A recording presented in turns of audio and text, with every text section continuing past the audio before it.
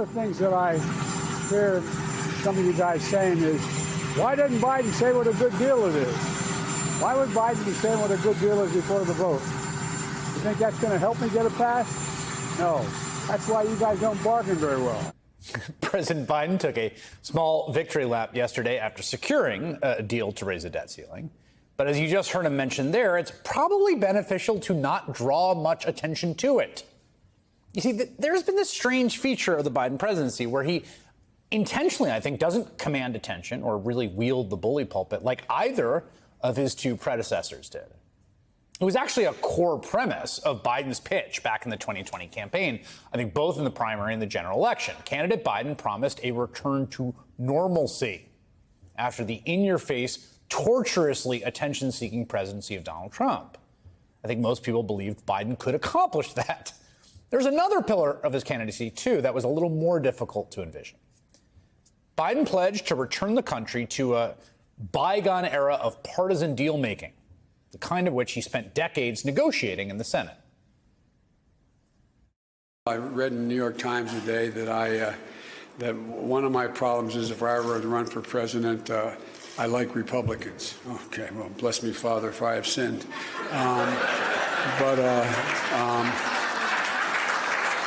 But you know, from where I come from, I don't know how you get anything done. I don't know how you get anything done until we start talking to one another again. Now, I have to say, personally, I was pretty skeptical of that line. But it's true that Biden's biggest accomplishments, like the American Rescue Plan and the Inflation Reduction Act, were passed along party lines in face of Republican opposition. Those were progressive priorities, and they didn't get a single Republican vote, at least not in the Senate. If you check the larger legislative record, however, the president has quietly, or not so quietly, racked up quite a few bipartisan accomplishments. In addition to this latest deal, which it looks like will pass, Biden also signed the CHIPS bill, which invests in American tech manufacturing. There's the bipartisan infrastructure bill to spend money and invest in roads and bridges, broadband, lead pipe replacement, among other projects. There's the first meaningful piece of gun safety legislation to pass Congress in nearly 3 decades. There's the legal codification of gay marriage, all of which got the requisite votes to overcome a Republican filibuster. Bipartisan bills. Now, listen, most of those bills are, in my opinion, far from perfect. Republican negotiators specifically, and some Democrats, made them all meaningfully worse in some way.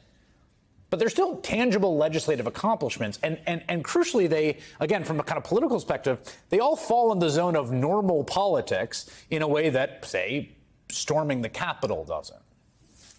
So I really do think it is fair to say that Biden has delivered in many respects on those two key promises of his campaign, this sort of return to normalcy and return to a president who doesn't sort of torture you by commanding your attention every day.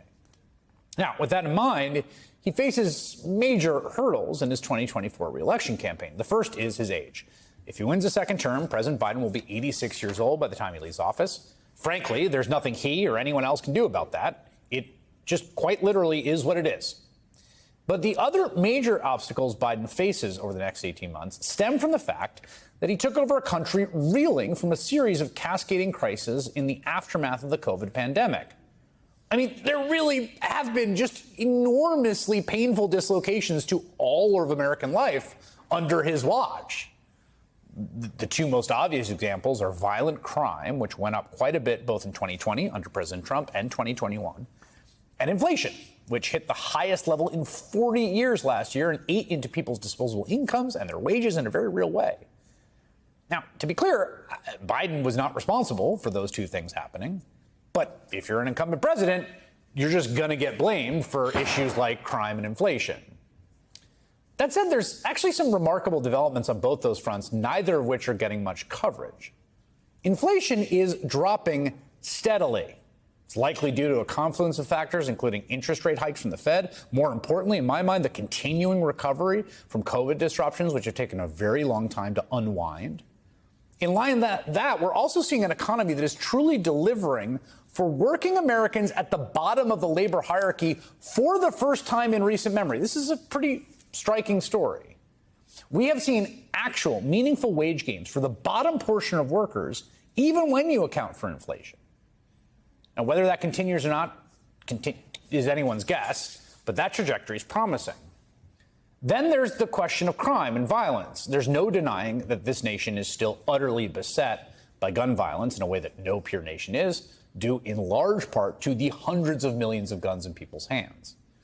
Painful reminder this weekend. Over the holiday, 16 people were killed, dozens more injured in 17 mass shootings across the country, a problem that persists largely due to Republicans' commitment to an increasingly dangerous form of gun maximalism and fetishism. In fact, one report from Everytown for Gun Safety found that what most of us probably already believed to be true, the 14 red or purple states with the weakest gun laws in the country have nearly triple the rate of gun deaths of the 8 blue states with the strictest laws. Even with that said, if you take a step back and you look at the numbers in the aggregate, the levels of violence in America are definitely moving in the right direction. They're not going to talk about this on Fox News, but it's true.